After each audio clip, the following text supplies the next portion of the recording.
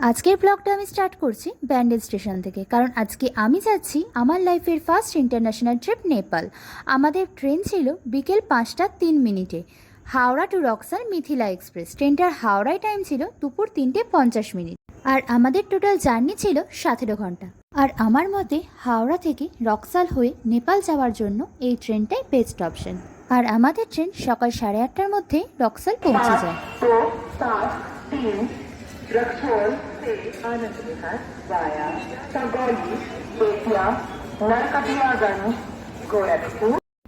আমরা যেহেতু travel agency থেকে আমাদের পুরো ট্যুর বুকিং করেছিলাম, তাই আমাদের রক্সাল টু রক্সাল টোটাল জার্নির জন্যই ছিল ডিউলাক্স বাস। তাই আমরা স্টেশন থেকে সরাসরি বাসে করে ইন্ডিয়া নেপাল বর্ডার ক্রস করে বীরগঞ্জ গিয়েছিলাম।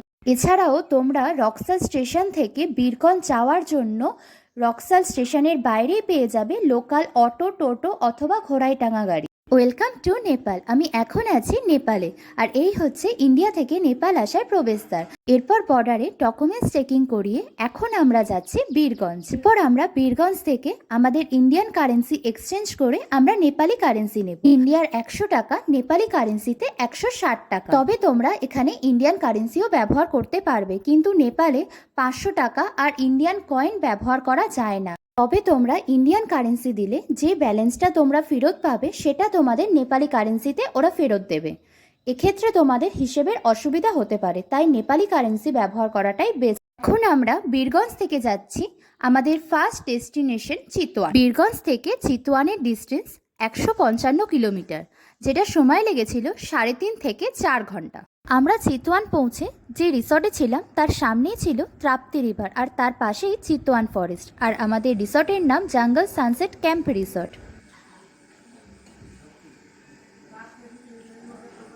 পর আমরা রিসর্টে চেক ইন করে বিকেলবেলা বেরিয়ে পড়েছি নদীর ধারটা ঘুরে দেখতে।